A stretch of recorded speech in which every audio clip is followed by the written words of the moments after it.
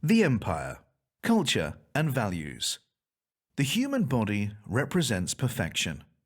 This belief, once held with near religious intensity, still forms the bedrock of the empire's culture and morals. Genetic modification is frowned upon, but a degree of genetic correction is known to take place, supposedly to correct defects such as vulnerability to certain diseases. The belief in the sanctity of the human body originates with the first emperor, Henson de Val. While he did not claim to be literally descended from the gods in the manner of Roman emperors of old, he declared that his own image was the paradigm to which others ought to aspire.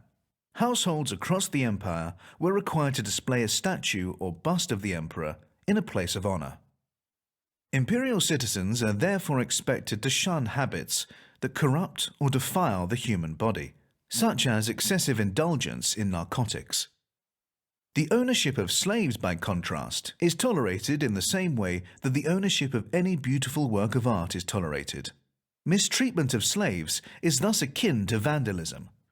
Keeping one's own body in peak condition and adorning it with jewels and expensive clothes is not vanity, but duty.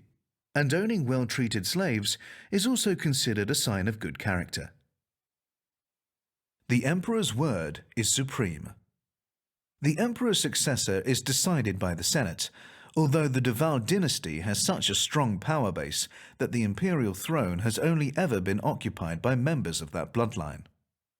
For generations, genetic selection ensured that the emperor's heir would be male, and the current ruler, Arissa Lavinie de Val, is the first woman to hold the throne. Marlene de Val is sometimes described as the empire's first female ruler, but this is incorrect. The colony she founded was a democracy. Honor is everything. The value placed on honor is a constant throughout all tiers of imperial society.